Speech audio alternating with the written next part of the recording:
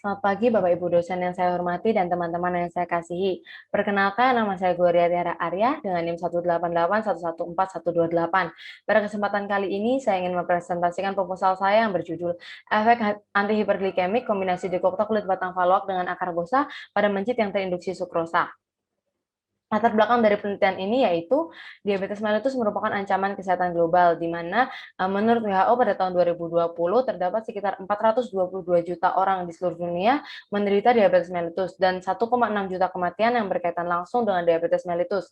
Selain itu, menurut data dari Riskesdas pada tahun 2018 menyatakan bahwa prevalensi DM nasional adalah sebesar 8,5% atau sekitar 20,4 juta orang Indonesia menderita diabetes mellitus.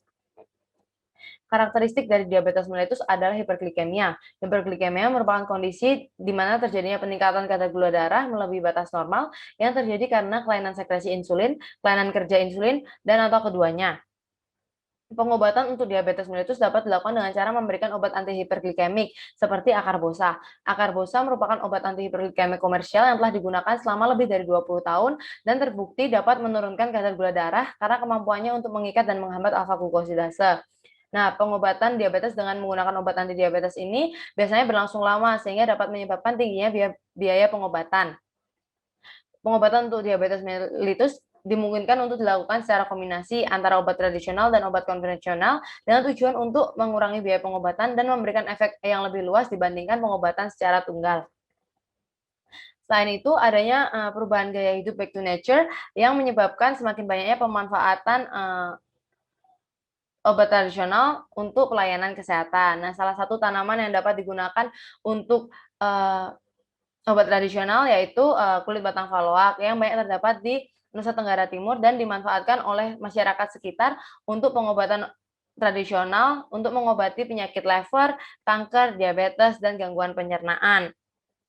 Selain itu, menurut penelitian yang dilakukan oleh Diki Dongga dan kawan-kawan pada tahun 2016 dan juga penelitian yang dilakukan oleh Fernandes dan Edel pada tahun 2017, kulit batang falok terbukti memiliki aktivitas antihiperglikemik karena mengandung senyawa-senyawa antihiperglikemik seperti flavonoid, alkaloid, tanin, saponin, steroid, dan juga terpenoid.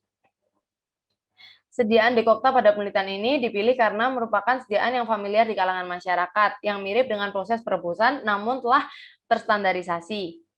Pada penelitian ini, metode yang digunakan adalah metode uji toleransi gula oral atau metode UTGO pada mencit yang diinduksi sukrosa secara peroral. Nah, penggunaan sukrosa ini bertujuan untuk mengetahui efek antihiperglikemik dari kombinasi dekokta kulit batang faloak dengan akar bosa terhadap bentuk gula disakarida.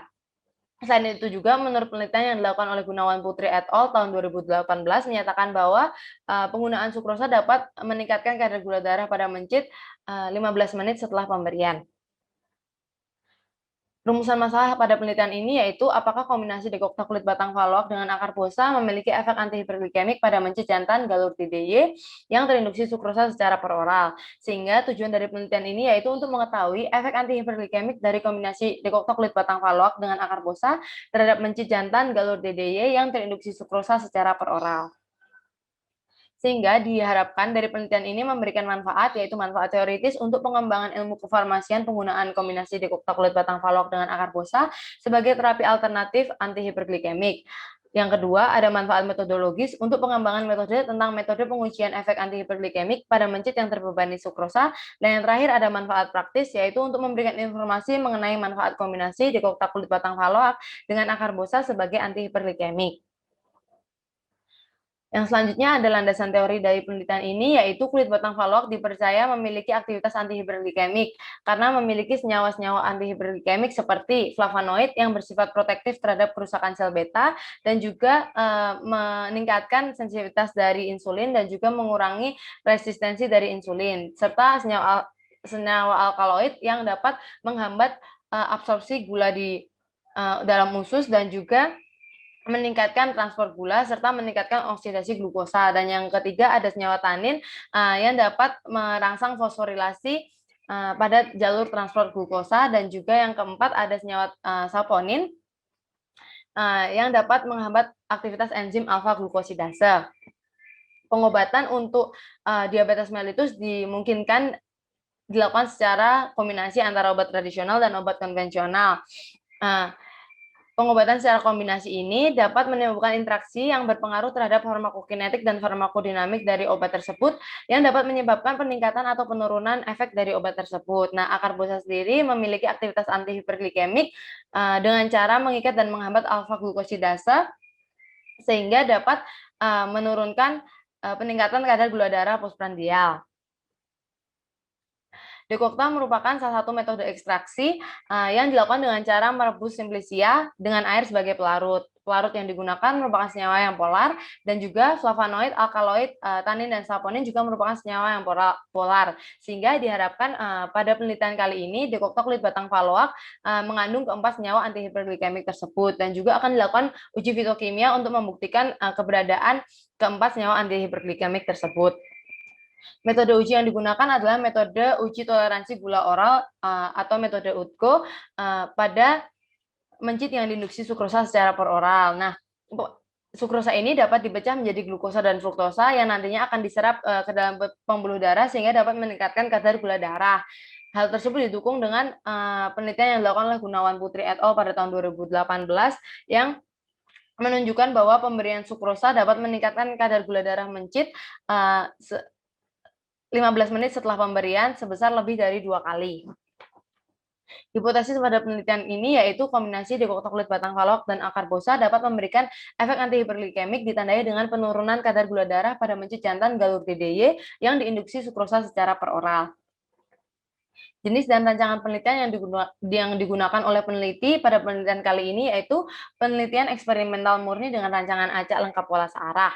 Dan variabel utama bebas yaitu kombinasi dekokta kulit batang faloak dan akarbosa. Variabel utama tergantung yaitu kadar gula darah mencit jantan galur DDY. Variabel pengacau terkendali yaitu hewan uji mencit, keadaan tumbuhan faloak, waktu dan tempat pengambilan tumbuhan faloak, kondisi pembuatan simplicia kulit batang faloak, dan kondisi pembuatan dekokta kulit batang faloak.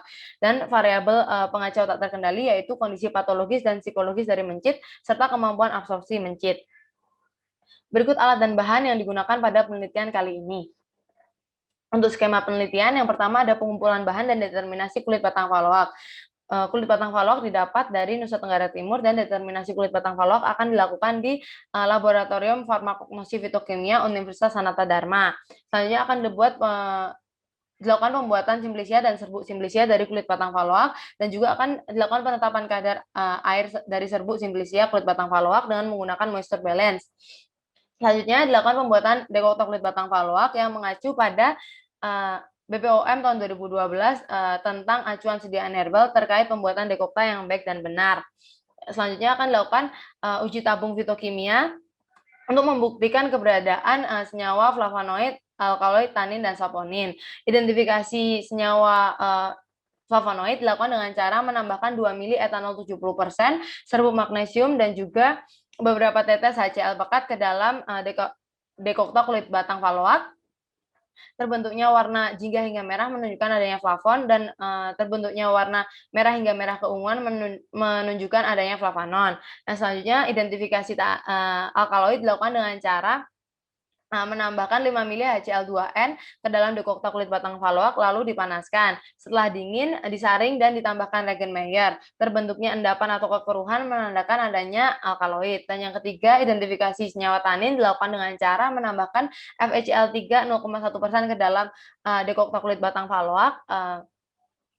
Lalu terbentuknya warna biru hitam, hijau atau biru hijau menandakan adanya tanin. Yang terakhir, identifikasi saponin dilakukan dengan cara menambahkan aquabides ke dalam dekokta kulit batang faloak, lalu dilakukan pengocokan dan terbentuknya busa yang stabil selama beberapa menit menunjukkan adanya saponin. Selanjutnya dilakukan penetapan dosis dekokta kulit batang faloak, sukrosa, akarbosa, dan kombinasi dari dekokta kulit batang faloak dan akarbosa. Selanjutnya dilakukan pembuatan larutan sukrosa dan akarbosa dan juga dilakukan penetapan kontrol negatif yaitu aquades. Selanjutnya dilakukan penyiapan dan pelakuan hewan uji. Namun sebelumnya peneliti telah mengajukan dan mendapatkan persetujuan ethical clearance dari Komisi Etik Fakultas Kedokteran Universitas Gadjah Mada. Dan selanjutnya dilakukan juga pengukuran kadar gula darah mencit dengan menggunakan glukometer dan darah mencit diambil pada vena lateralis pada bagian ekor mencit. Dan selanjutnya dilakukan analisis hasil dari data yang telah didapat.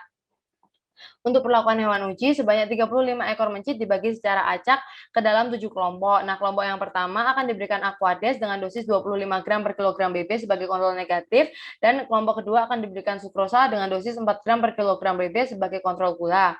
Nah, pada kedua kelompok ini akan dilakukan pengukuran kadar gula darah pada menit ke-0 sebelum perlakuan dan pada menit ke-15, 30, 60, 90, dan 120 setelah perlakuan. Untuk kelompok ketiga, diberikan akar busa dengan dosis 80 mg per kilogram BB sebagai kontrol positif, dan kelompok keempat sampai kelompok ketujuh diberikan peringkat perbandingan dosis akar busa dengan DKBF atau dikoktakulit batang faloak. Nah, pada kelompok 3 sampai kelompok 7 ini akan dilakukan induksi sukrosa dengan dosis 4 gram per kilogram BB 30 menit setelah dilakukan perlakuan. Dan pengukuran kadar gula darah pada kelompok ketiga sampai kelompok ketujuh dilakukan pada menit ke-0 sebelum perlakuan dan pada menit ke-15, 30, 60, 90, dan 120 setelah dilakukan induksi pula. Selanjutnya dari data yang didapat dilakukan perbandingan nilai kadar gula darah dari menit ke-0 sampai menit ke-120 menggunakan metode trapezoid dengan mencari nilai AUC dengan menggunakan rumus sebagai berikut. Nah, setelah nilai AUC didapat, maka dicari juga persentase penurunan kadar gula darah atau persen PKGD dengan menggunakan rumus sebagai berikut. Selanjutnya dilakukan analisis secara statistik dari data yang telah didapat. Dikarenakan sampel yang digunakan kurang dari 50, maka dilakukan uji normalitas Sapir-Whorf. Apabila data terdistribusi secara normal, maka dilakukan uji Laveness test untuk mengetahui varian data, dan uji one way ANOVA untuk mengetahui atau melihat perbedaan antara kelompok data.